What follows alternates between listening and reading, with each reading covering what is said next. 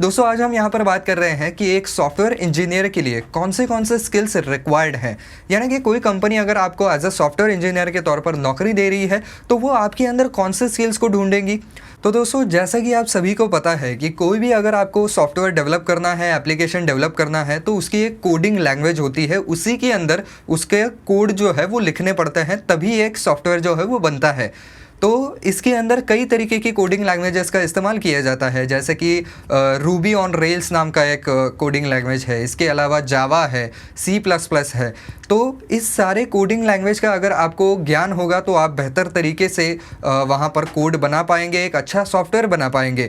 तो इसकी वजह से इन सारे लैंग्वेजेस का जो है वो आपको ज्ञान होना ज़रूरी है, क्योंकि अलग अलग कंपनियाँ जो है वो अलग अलग कोडिंग लैंग्वेज में सॉफ्टवेयर बनाने में विश्वास रखती हैं। तो आपको जितने ज़्यादा कोडिंग लैंग्वेजेस का ज्ञान होगा उतना ही आपके नौकरी मिलने के चांसेस जो है वो बढ़ जाएंगे। इसके अलावा दोस्तों आपको कुछ चीज़ें हैं जिनका ज्ञान होना चाहिए, तो वो बहुत ज़्यादा एक्यूरेट हैं, तो मैं आपको पढ़ के ही सुना देता हूं ताकि आपको भी एक्यूरेट इन्फॉर्मेशन मिले।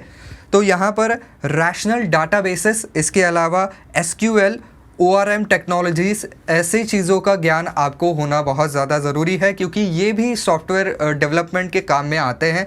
तो इसका वहाँ पर नॉलेज और अगर एक्सपीरियंस है आपको इसको इस्तेमाल करने का तो और ज़्यादा बेहतर हो जाएगा। तो दोस्तों वेब एप्लीकेशन बनाने के लिए अलग अलग तरीके के वेब फ्रेमवर्क्स का इस्तेमाल किया जाता है, तो उनमें से किसी एक पॉपुलर वेब फ्रेमवर्क का आपको जो है वो ज्ञान होना चाहिए। तो इसमें कुछ पॉपुलर हैं जिनके नाम है यहाँ पर JSF, विकेट, GWT या स्प्रिंग MVC, ऐसे कुछ वेब फ्रेमवर्क्स हैं जिनका इस्तेमाल किया जाता है। इसके अलावा भी कुछ हो सकते हैं, तो ये इंटरनेशनल स्टैंडर्ड्स के अनुसार और हमारे यहाँ के स्टैंडर्ड्स के अनुसार अलग अलग भी हो सकते हैं, लेकिन जो पॉपुलर वेब फ्रेमवर्क्स हैं उनमें से किसी एक को इस्तेमाल करके आपको वेब एप्लीकेशंस बनाने का वहाँ पर एक्सपीरियंस होना ज़रूरी है। इसके अलावा टेस्ट ड्रिवन डेवलपमेंट का एक्सपीरियंस होना ज़रूरी है। तो टेस्ट ड्रिवन डेवलपमेंट जो है वो एज द नेम सजेस्ट कि वहाँ पर आपको आपके एप्लीकेशन के ऊपर बार बार टेस्ट करना है और उस टेस्ट से जो भी कोई रिजल्ट्स आ रहे हैं उनके आधार पर आपको कंटिन्यूसली आपके एप्लीकेशन में जो है या आपके सॉफ्टवेयर में सुधार करने हैं, डेवलपमेंट करना है। तो ये पूरा कैसे चलता है काम कि किस तरीके से टेस्ट को कंडक्ट किया जाता है, उसके रिपोर्ट किस तरीके से बनते हैं, फिर उसके अंदर कैसे बदलाव किए जाने चाहिए, इसका पूरा उसको नॉलेज होना चाहिए और उसके हिसाब से उस आदमी ने काम करना चाहिए।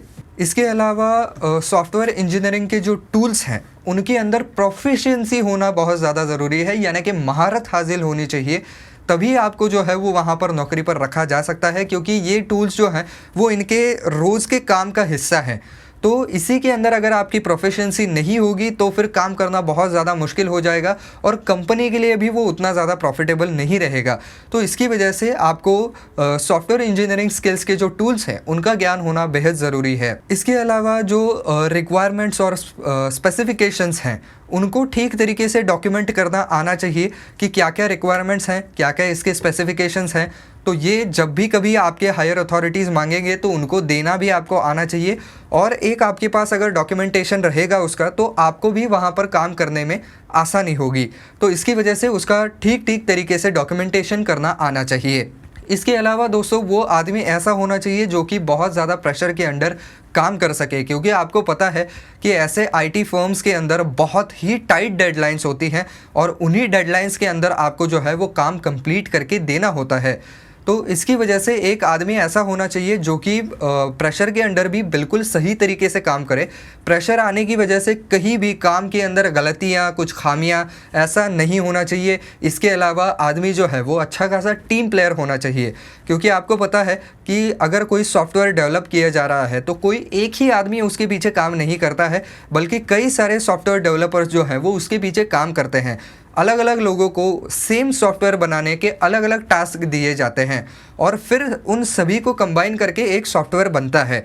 तो पूरे टीम के साथ काम करना, टीम लीडर के साथ अच्छे रिलेशंस बना करके रखना, अच्छे कम्युनिकेशन स्किल्स होना, ये चीज़ें भी बहुत ज़्यादा मैटर करती हैं। तो ये टेक्निकल चीज़ें तो हैं ही, लेकिन ये बाकी के जो स्किल्स हैं वो भी बहुत ज़्यादा मैटर करते हैं। तो दोस्तों बात करें अगर एक्सपीरियंस की, तो हाँ दोस्तों यहाँ पर एक्सपीरियंस को ज़रूर प्रेफर किया जाता है। अगर आपके पास सॉफ्टवेयर डेवलपर के तौर पर या सॉफ्टवेयर इंजीनियर के तौर पर अगर एक्सपीरियंस है तो जाहिर सी बात है कि आपको वहाँ पर फर्स्ट प्रेफरेंस ज़रूर मिलेगा। क्योंकि कंपनियां ज़रूर ये चाहेंगी कि हमारे पास एक एक्सपीरियंस आदमी आए जिसको हमें कुछ ज़्यादा बताने की ज़रूरत ना पड़े और वो अपने आप से वहाँ पर काम करे और रिजल्ट्स दे पाएँ। तो इसकी वजह से वहाँ पर एक्सपीरियंस को ज़्यादा जो है वो प्रेफर किया जाता है।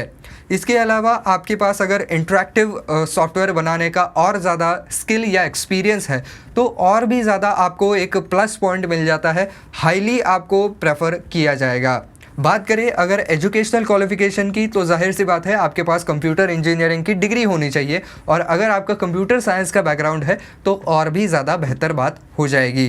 तो दोस्तों ये कुछ स्किल्स और रिक्वायरमेंट्स हैं जो कि एक सॉफ्टवेयर इंजीनियर के जॉब के लिए बहुत ज़्यादा ज़रूरी है, या ये स्किल्स जो हैं वो कंपनियाँ ज़रूर एक आइडियल कैंडिडेट के अंदर ढूंढती है। तो बस दोस्तों आज के वीडियो में बस इतना ही। आई होप ये वीडियो आपको पसंद आया होगा, काम का लगा होगा। तो दोस्तों अगर आपको वीडियो पसंद आया है तो वीडियो को लाइक करना बिल्कुल ना भूलें।